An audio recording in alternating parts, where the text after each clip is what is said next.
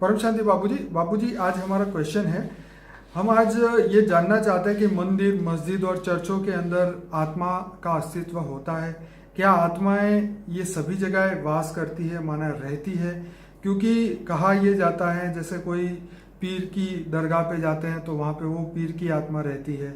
हमारे मंदिरों में भी आज छोटे मोटे साधु संत महात्मा देवी देवताओं के हर एक में छोटे छोटे मंदिर होते हैं, तो क्या उनमें आत्माएं रहती है? ये सबसे पहला क्वेश्चन है, आप बताइए। देखो, मैंने मेरी दिव्य दृष्टि से जो ऑब्जर्वेशन किया है वो बता रहा हूँ मैं आपको।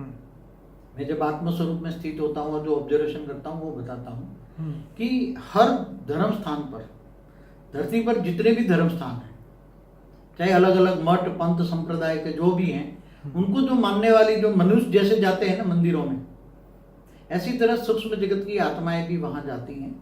और सूक्ष्म जगत की आत्माएं वहां, जैसे जंगलों में कई मंदिर हैं तो जंगलों में भी वहां आत्माएं रहती भी हैं। मंदिरों में सूक्ष्म जगत की आत्मा थोड़ा मंदिर के आसपास भी रहती है, मंदिर के ऊपर भी रहती है, चारों ओर जहां भी सूक्ष्म जगत वाली आत्माएं तो हवा में रह सकती हैं ना, तो वो आत्माएं वहां रहती हैं, कई आती जाती हैं। जैसे मनुष्य को वहां रहने के लिए आश्रम बना देते ना मंदिर में, तो कई मनुष्य वहां तपस्या करते हैं। तो ऐसी तरह सूक्ष्म जगत की हर धर्म की आत्माएं वहां तपस्या करती हैं, रहती हैं, आती जाती भी हैं और रहती भी हैं। इसलिए कोई ये नई नहीं है, पहले से हो रहा है। क्योंकि मनुष्य पूरी जगत में जो भी मनुष्य बना हुआ है वो अपने धर्म इष्ट देव को याद करने के लिए हमेशा ही मंदिर जाता है, जाता है मंदिर में।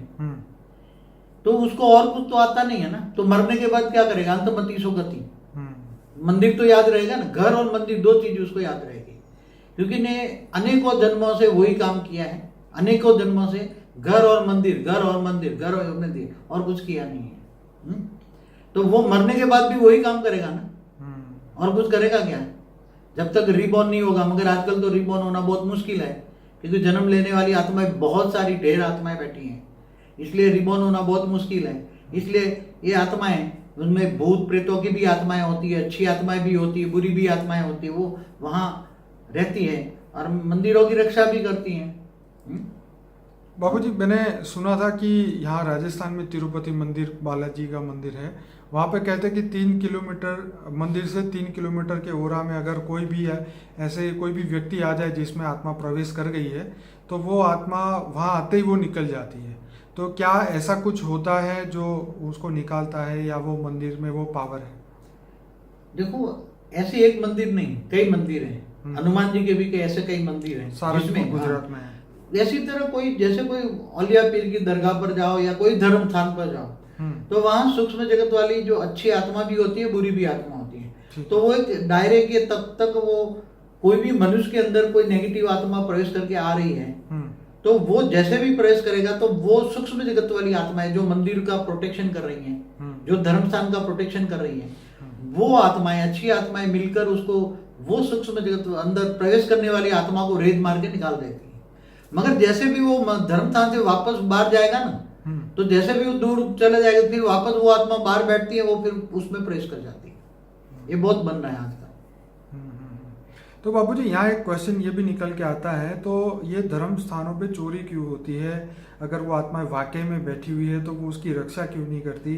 वो मंदिरों में इतनी तोड़ फोड़ हो जाती है, कभी कुछ हो जाता है, तो वो उसको रोक क्यों नहीं लेती? देखो, मैं एग्जाम्पल बताऊं। चोरी धर्म को या मंदिर को बदनाम करने के लिए चोरी करवाते हैं। दूसरे धर्म वाली आत्माएं वो चोर को टारगेट बनाकर उसके अंदर आत्माएं प्रवेश करा के वो मंदिर को बदनाम करने के लिए चोर को इंस्पिरेशन देते हैं। और वो मंदिर को बदनाम करके, जो मंदिर में चोरी हो जाए तो फिर लोग उससे आस्था उठ जाएगी ना उसको। बिल्कुल। इसलिए दूसरे धर्म वाले, जैसे हमारे मंदिरों को क्यों तोड़वाया? आज सोमनाथ का मंदिर को मोहम्मद गजनवी ने, सोमनाथ के मंदिर को 17 बार क्यों लूटा? तो वो सूक्ष्म जगत वाली आत्माएं तो बहुत बैठी थी, सोमनाथ की रक्षा करने वाली सूक्ष्म जगत की आत्माएं तो बहुत थी। मगर जो गजनवी का जो लश्कर था, उसके पास समझो कि चलो 10,000 लोग लश्कर लेकर आया, अंदाज करो, तो उसके साथ लाखों आत्माएं सूक्ष्म जगत वाली मुसलमान धर्म की आत्माएं, वो उनमें एक में 10-10, 20-20 आत्माएं प्रवेश करके धर्म जुनून लाती हैं। और वो प्रवेश करके इतने लड़ते हैं, तोड़ फोड़ करते हैं, तो अपने अपने धर्म का प्रचार के लिए दूसरों का मंदिर तोड़ डालते हैं। और वो जो हिंदुओं की सूक्ष्म जगत वाली आत्माएं भी हिंदुओं में प्रवेश करके सामना करती है और युद्ध होता है ना। धर्म युद्ध क्यों होता है ये सब? तो स्थूल जगत वाले केवल मनुष्य नहीं लड़ते, सूक्ष्म जगत के वाली आत्माएं उसमें प्रवेश करके लड़ती हैं और अपने धर्म स्थान को बचाने के लिए वो मर भी जाती है। हजारों आदमी की कत्लेआम होती है। सोमनाथ को बचाने के लिए 17 बार हजारों आत्माओं की, मनुष्य आत्माओं की, हिंदुओं की कत्लेआम, कई मंदिर, लाखों मंदिर तोड़ डाले थे। धर्म स्थान, ये दूसरे दो गैलेक्सी यूनिवर्स से आई हुई धर्म स्थान वाली आत्माएं, तो केवल एक धर्म, केवल हमारे हिंदू धर्म की बात नहीं है। यहूदिया और इस्लाम के बीच में भी रोम, बहुत पश्चिम के देशों में भी बहुत धर्म युद्ध हुए। अलग अलग धर्मों में बहुत युद्ध, आप हिस्ट्री उठा के देखो हर जगह। इसके साथ ये भी क्वेश्चन निकलता है कि नेचुरल कैलामिटीज जो होती है, जैसे केदारनाथ में हुआ कि पूरा जो पहाड़ आसपास के वहाँ पे पानी का इतना जबरदस्त आया कि सब कुछ बहुत ही खराब हो गया। 2 साल पहले जो माहौल हुआ केदारनाथ के आसपास, हजारों लोग वहाँ पे पिलग्रिम्स जो थे वो सब मर गए, मंदिर के अंदर ही इतनी बुरी हालत हो गई।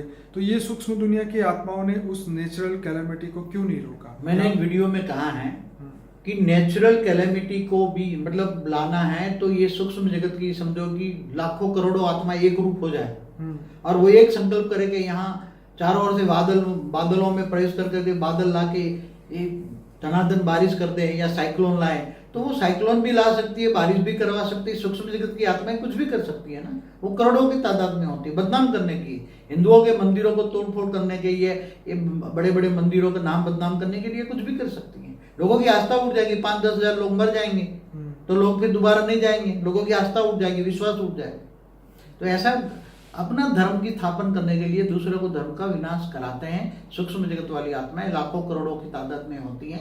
वो साइक्लोन भी ला सकते हैं और ये करते हैं, नेचुरल कैलेमिटी भी ला सकते हैं और कईयों में प्रेस करा के बड़े बड़े धर्म युद्ध भी होते हैं। चलिए, ये तो खैर जब साइंस ज़्यादा और डेवलप होगा तो कुछ हमें और प्रूफ मिलेंगे फिजिकल तौर पे। सूक्ष्म दुनिया में तो आपने अभी बता ही दिया।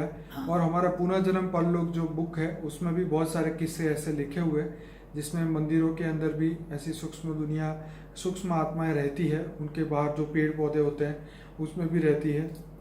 ये बातें हमने तपस्या करती है ना जी, पुनर्जन्म और परलोक की किताब में भी पढ़ी हुई है। वो अपने शास्त्रों में तो मानते हैं ना, पहले भूत प्रेत योनि मानी है ना अपने शास्त्रों में। बिल्कुल। हिंदू शास्त्रों में तो भूत प्रेत योनि को मानते हैं, जैसे मनुष्य योनि है ना, जैसे 84 लाख योनि है, ऐसे भूत प्रेत योनि को हमारे हिंदू शास्त्र तो पहले से ही मानते हैं ना। इसलिए नहीं मानते ऐसा तो सवाल नहीं। और मंदिरों में क्या करेंगे? भूत प्रेत क्या करेंगे? मंदिरों में जाके तपस्या करेंगे ना। जैसे मनुष्य जाके तपस्या करते हैं, आश्रमों में जाके बैठ के तपस्या करते हैं ना, अपने इष्ट देव का स्मरण करते हैं, उसको याद करते हैं, तो ऐसी तरह हर भूत प्रेत भी करते हैं। और आज इतने धर्म भी कहाँ से आए, वो मैंने पूरी वीडियो में बोला है, वो भी खास देखना। इतने धर्म, मठ, पंथ, संप्रदाय कहाँ से आए, इतनी पॉपुलेशन, और पॉपुलेशन क्यों होती जा रही है? 200-250 साल पहले केवल 70-75 करोड़ ही मनुष्य थे, बाकी इतने धर्म कहाँ से आए, इतने सब क्यों आ रहे? ये सब सूक्ष्म जगत से आ रहे हैं। कहाँ से आ रहे हैं? ये मेरी वीडियो है, अनेक धर्म कहाँ से आए। तो मैं सभी श्रोताओं को कहूँगा, बापूजी का अनस्पोकन ट्रूथ बाय बापूजी का प्लेलिस्ट है, वो 120 से ज़्यादा वीडियोस हैं, वो जरूर से पूरा देखिए ताकि आपके हर क्वेश्चन के जवाब उसके अंदर मिलेंगे आपको। तो इस चैनल को जरूर से सब्सक्राइब करें, लाइक करें, कमेंट करें और ज़्यादा से ज़्यादा इस वीडियो को व्हाट्सएप के द्वारा लोगों तक पहुँचाएँ। और ऐसे ही सभी प्रश्नों के जवाब, history of universe, today's multiverse, creation of ब्रह्मांड, जो महाब्रह्मांड, सब बापूजी ने बताए हैं अपने 7 सीक्रेट ऑफ शिवा के वीडियो के अंदर कि शिव, महाशिव, परम महाशिव कौन है और ये रचना कैसे हुई, हर जगह मंगल पे जीवन है या नहीं, वो बहुत बढ़िया वीडियो है। टाइम ट्रैवल्स के ऊपर बहुत बढ़िया वीडियो है, आकाशिक रिकॉर्ड के ऊपर बढ़िया वीडियो है। तो ऐसे बहुत सारे बढ़िया वीडियोस हमने रखे हैं आप लोगों के लिए कि सत्य ज्ञान आपको हो जाए, क्योंकि समय बहुत कम है, परिवर्तन निश्चित है। तो हम सभी का धन्यवाद करते हैं, बापूजी आपका बहुत धन्यवाद करते हैं। परम शांति।